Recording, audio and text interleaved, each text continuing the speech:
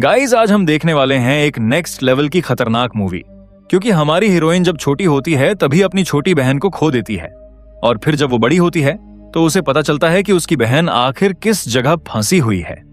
तो अपनी बहन को ढूंढने के लिए वो एक बहुत ही अजीब और खतरनाक जगह पर पहुंचती है।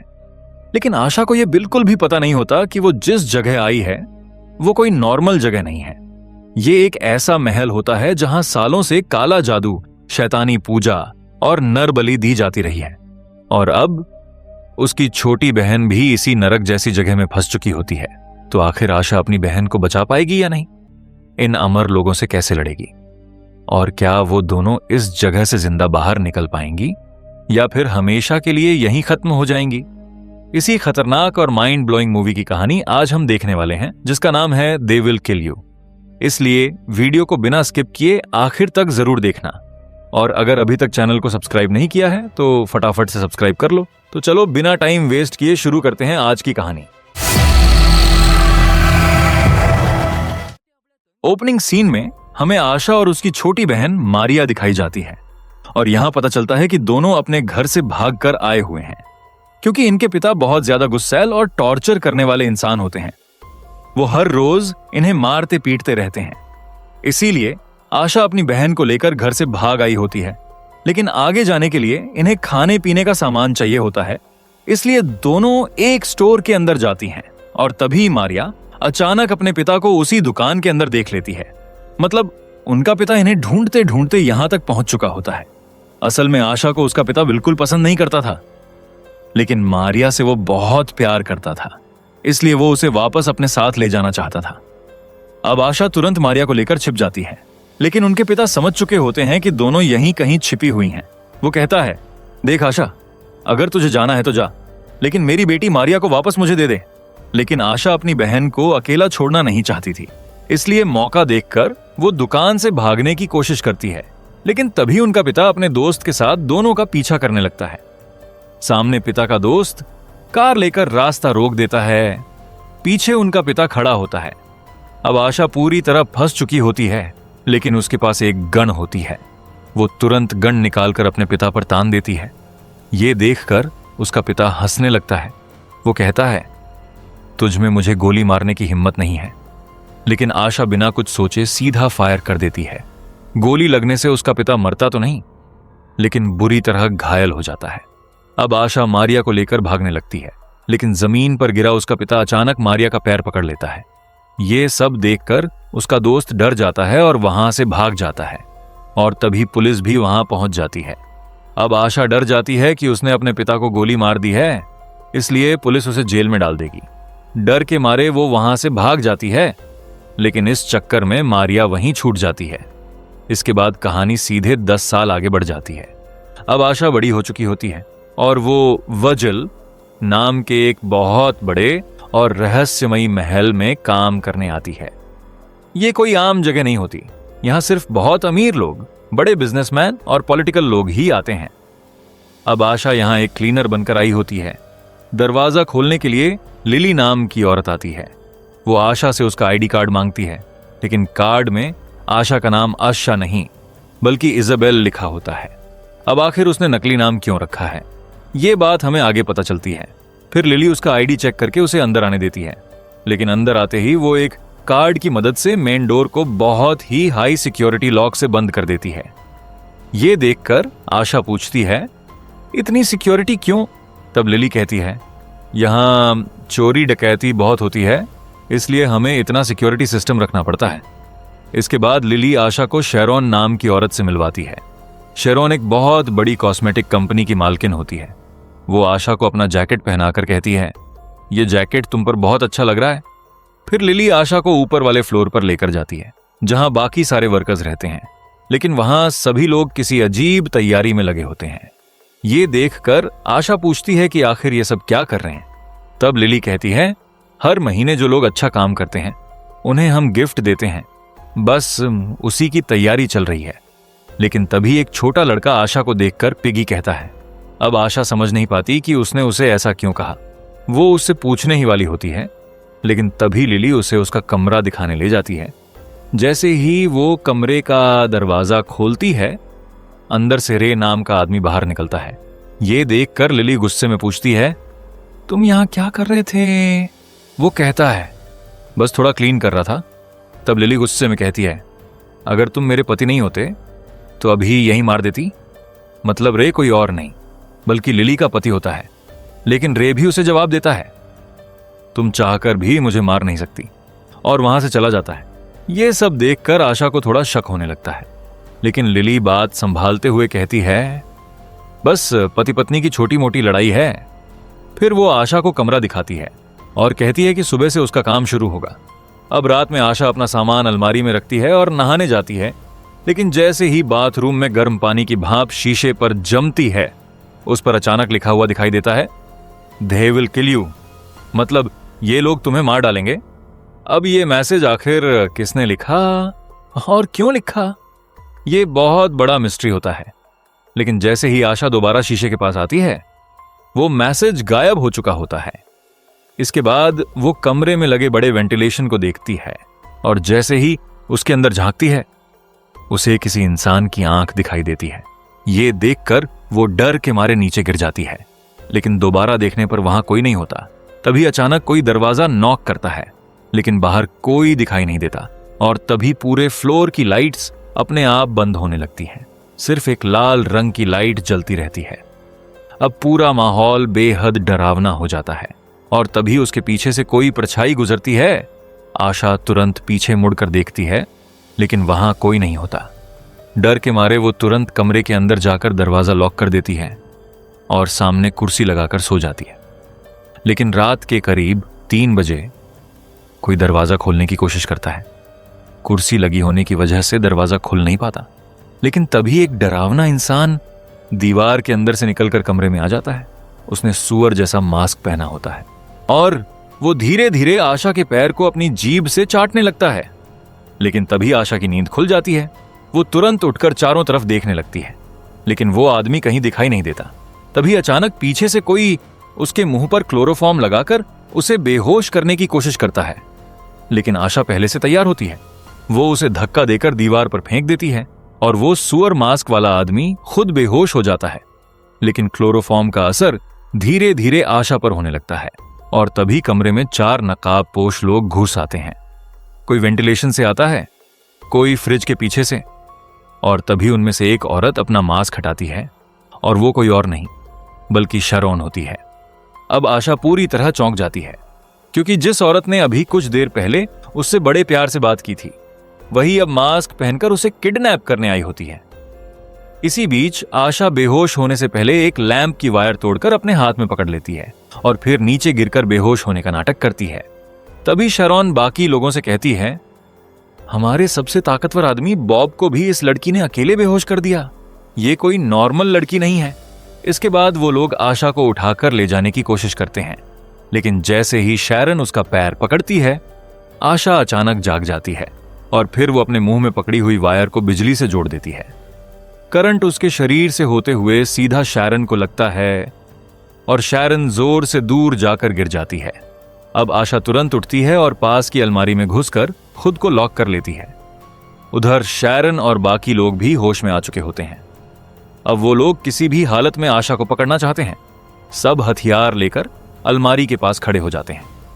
तभी केविन नाम का आदमी अलमारी खोलने आगे बढ़ता है, लेकिन जैसे ही वो दरवाजा खोलता है, आशा अंदर तेज धार वाला चाकू लेकर बैठी होती है, और वो सीधा केविन के गले पर वार कर देती है।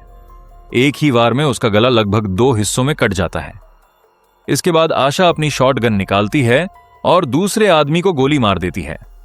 फिर बॉब के सिर पर भी वार करके उसे दोबारा बेहोश कर देती है। अब शैरन और आशा के बीच जबरदस्त फाइट शुरू हो जाती है। आशा तकिए और बेड का इस्तेमाल करके शैरन पर हमला करती है, और फिर अपने चाकू से एक और आदमी के पेट में जोर से घोंप देती है। ये देखकर शैरन गुस्से में नीचे पड़ी शॉटगन उठाती है, लेकिन उसमें गोलियां खत्म हो चुकी होती हैं। तभी पीछे से बॉब फिर जाग जाता है, और वो चाकू फेंककर आशा पर हमला करता है, लेकिन चाकू गलती से शैरन को लग जाता है। अब मौका देखकर आशा शैरन का गला काट देती है, और आखिर में बॉब को भी बुरी तरह मारकर वहां से बाहर निकल जाती है। लेकिन बाहर आते ही उसके सामने लिली खड़ी मिलती है। वो कहती है, अब मुझे समझ आ गया, तुम इजेबेल नहीं हो। और तभी कहानी फ्लैशबैक में चली जाती है। हमें दिखाया जाता है कि जब आशा अपने पिता को गोली मारकर भागी थी, तब मारिया उसके साथ नहीं आ पाई थी, क्योंकि पुलिस आने की वजह से आशा डर गई थी और अकेले भाग गई थी। इसके बाद पुलिस ने आशा को गिरफ्तार कर लिया और उसे 10 साल की जेल हो गई। लेकिन जेल में रहते हुए भी आशा अपनी बहन को नहीं भूली। उसने एक एजेंट को पैसे देकर हमेशा मारिया पर नजर रखने को कहा था। अब 10 साल बाद जब आशा जेल से बाहर आने वाली होती है, तब वही एजेंट उससे मिलने आता है।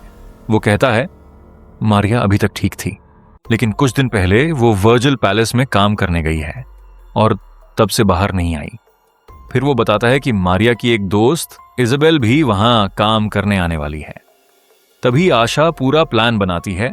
वो जेल से बाहर निकलते ही असली इजेबेल के पास जाती है और उसे उसकी पहचान यानी आईडी कार्ड ले लेती है। मतलब आशा शुरू से ही प्लान बनाकर इस महल में आई ताकि अपनी बहन को बचा सके।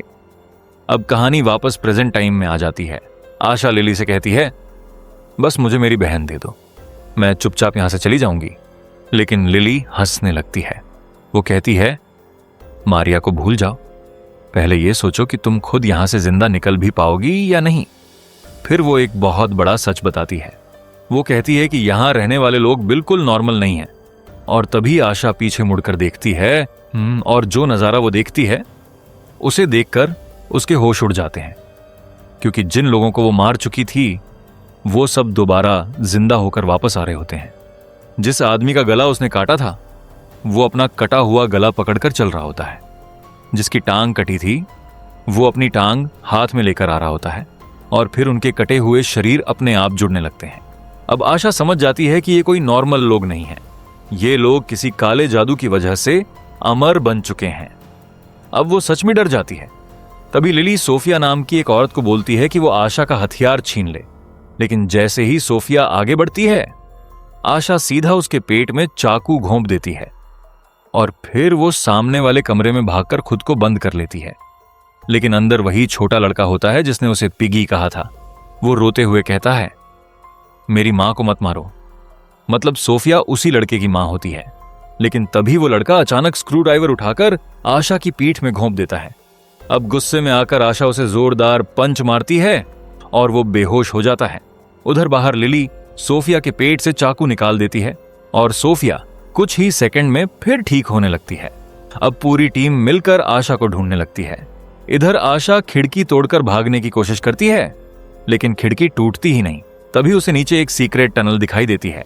वो तुरंत लकड़ी हटाकर उस टनल में कूद जाती है। असल में ये टनल पूरे महल के हर कमरे से जुड़ी हुई होती है। अब जैसे ही विलेंस को पता चलता है कि आशा टनल में है, बॉब और बाकी लोग भी उसके पीछे अंदर उतर जाते हैं। अब आशा किसी तरह टनल के रास्ते वापस अपने कमरे के पास पहुंचती है और अलमारी के पीछे छिपकर लिली और शैरन की बातें सुनती है। लेकिन लिली समझ जाती है कि आशा यहीं छिपी हुई है। वो किताबें हटाकर अलमारी खोलती है और अंदर आशा दिखाई दे जाती है। आशा तुरंत अलमारी बंद कर देती है। तभी शैरन चाकू लेकर अलमारी के अंदर वार करने लगती है। लिली कहती है, ध्यान से, हमें ये लड़की जिंदा चाहिए।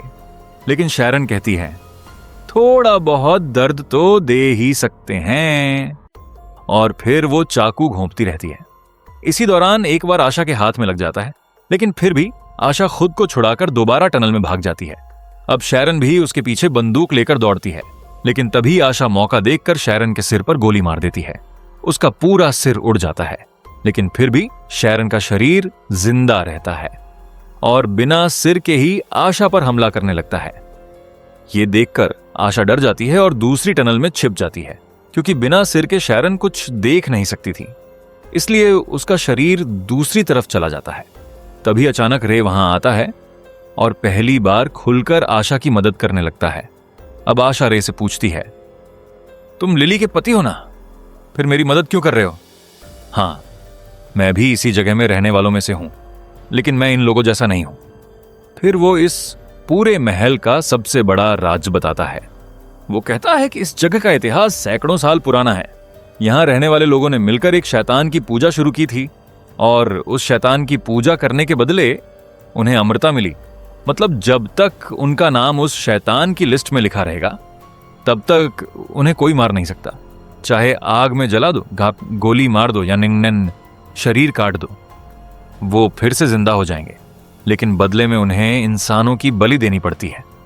रे कहता है कि उसे ये सब बिल्कुल पसंद नहीं है, क्योंकि यहां मासूम लोगों को पकड़कर बलि चढ़ाया जाता है। वो बताता है कि वो और लिली भी पहले यहां नौकरी करने आए थे, लेकिन इन लोगों को उनका काम पसंद आ गया और फिर इन्हें भी अमर बना दिया गया। इसके बाद रे एक और बड़ा सच बताता है। वो कहता है, आज रात जिस इंसान की बलि दी जाने वाली है वो तुम हो। अब आशा पूरी तरह शॉक हो जाती है। फिर रे उसे एक कमरे में लेकर जाता है और जैसे ही अंदर पहुंचते हैं, आशा अपनी बहन मारिया को देख लेती है।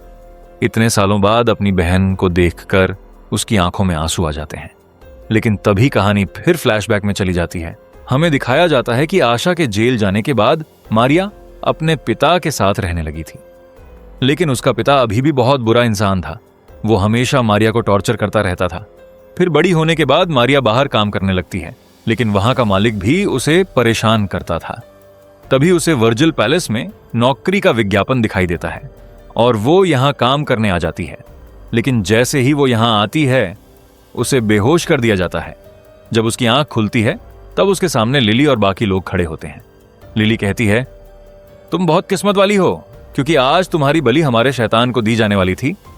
लेकिन तभी वो बताती है कि उनके कल्ट की एक और सदस्य चोरी करते हुए पकड़ी गई है, इसलिए आज उसकी जगह उस लड़की की बलि दी जाएगी। मतलब फिलहाल मारिया बच जाती है, लेकिन उसकी बलि सिर्फ कुछ दिनों के लिए टाल दी जाती है। अब कहानी वापस प्रेजेंट में आती है, लेकिन यहां मारिया अपनी बहन से बहुत नाराज होती है। वो कहती है, जब मुझे तुम्हारी जरूरत थी तब तुम मुझे छोड़कर भाग गई थी और अब मुझे बचाने आई हो। लेकिन आशा बिना कुछ सोचे मारिया को जोरदार थप्पड़ मारती है और उसे बेहोश कर देती है, क्योंकि उसके पास बहस करने का टाइम नहीं था। इसी बीच आशा को पता चल जाता है कि कोई शैडो क्रीचर उन पर नजर रख रही है, इसलिए वो कैमरा जैसी उस चीज को तोड़ देती है और तभी लिली और बाकी लोग वहां पहुंच जाते हैं। अब रे तुरंत आशा और मारिया को फायर एग्जिट के रास्ते बाहर भेजने की कोशिश करता है। आशा बेहोश मारिया को उठाकर वहां से भाग जाती है, लेकिन अब सबको पता चल चुका था कि रे ने ही उसकी मदद की है, इसलिए वो लोग रे को पकड़ लेते हैं और कुर्सी से बांध देते हैं। उधर शरोन का सिर दोबारा बनना शुरू हो चुका होता है। अब लिली उसे बोलती है, तुम यहीं रहकर रे पर नजर रखो। इधर आशा मारिया को लेकर किचन में छिप जाती है, लेकिन तभी बॉब उन्हें ढूंढते हुए वहां पहुंच जाता है। इसी बीच मारिया को होश आ जाता है।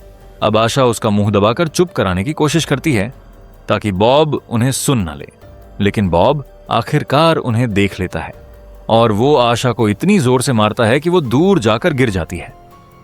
अब लगता है कि आशा हार जाएगी, लेकिन तभी पीछे से मारिया कुल्हाड़ी उठाकर बॉब के सिर पर मार देती है और बॉब कुछ देर के लिए बेहोश हो जाता है।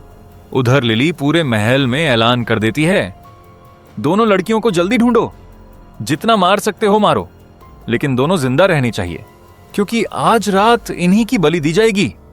अब पूरा कल्ट हथियार लेकर दोनों बहनों को ढूंढने निकल पड़ता है।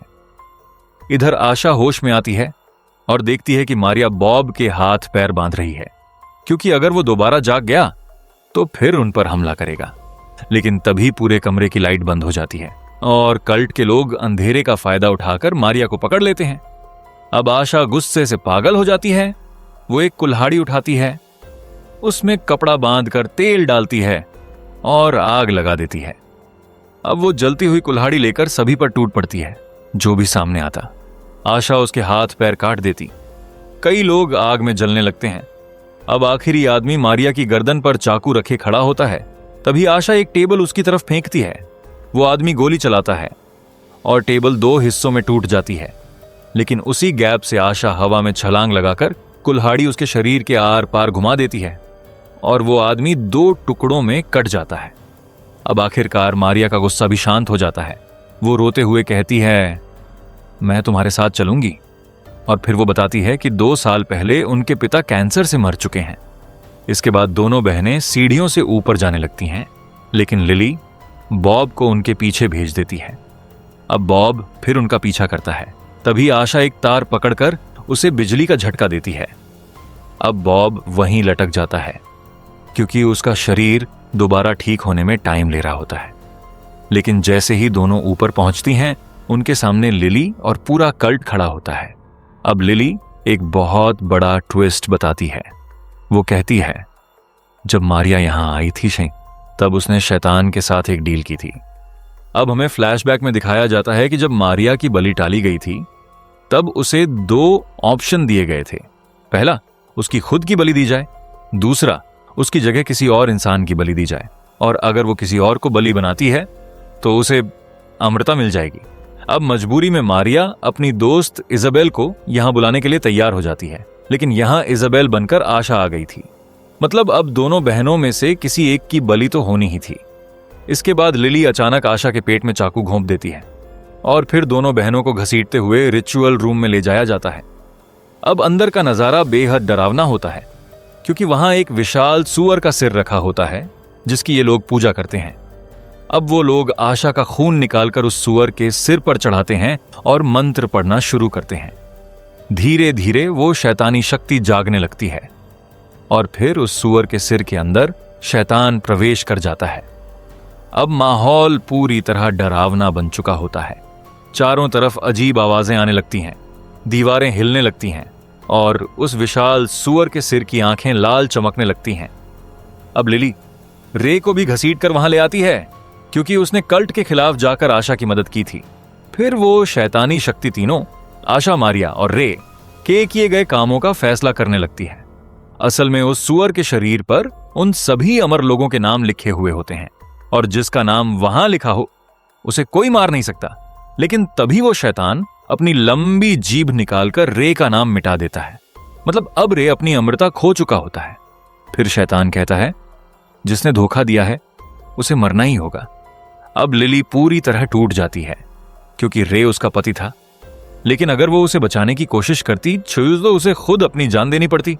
तभी रे खुद कहता है, मैं इस अमर जिंदगी से थक चुका हूं, अब मुझे आजाद कर दो। ये सुनकर लिली रोते हुए खुद अपने पति को मार देती है। अब बारी आती है दोनों बहनों की, क्योंकि अब शैतान को एक बलि चाहिए होती है। तभी मारिया आगे बढ़ती है और कहती है, मैं अपनी बहन की बलि देने के लिए तैयार हूं। अब शैतान खुश हो जाता है। वो मारिया से कहता है कि वो आगे आकर अपना नाम लिखे और अमृता हासिल कर ले। मारिया धीरे धीरे उस सूअर के सिर के पास जाती है और उस पर कुछ लिखती है, लेकिन अगले ही पल वो अचानक नीचे गिर जाती है और उसी समय आशा भी नीचे गिर पड़ती है। अब वहां मौजूद सभी लोग कंफ्यूज हो जाते हैं। तभी पता चलता है कि मारिया ने अपना नाम नहीं लिखा था, बल्कि उसने आशा का नाम लिखा था। मतलब उसने अपनी बहन को बचाने के लिए खुद की कुर्बानी दे दी। अब मारिया मर चुकी होती है, लेकिन आशा धीरे धीरे उठने लगती है और अब भी वो भी अमर बन चुकी होती है। अब उसके अंदर पहले से कई गुना ज्यादा ताकत आ चुकी होती है। इसके बाद आशा गुस्से में पूरे कल्ट पर टूट पड़ती है। वो एक एक करके सभी को बुरी तरह मारने लगती है। शैरन का सिर फिर से कुचल देती है, कई लोगों के शरीर फाड़ देती है, पूरा रिचुअल रूम खून से भर जाता है। लेकिन तभी लिली समझ जाती है कि अब सिर्फ इंसानों से लड़कर वो नहीं जीत सकती, इसलिए वो सूअर के सिर को उठाकर खुद से जोड़ लेती है। मतलब अब शैतान सीधे लिली के शरीर में प्रवेश कर जाता है। अब असली फाइनल फाइट शुरू होती है।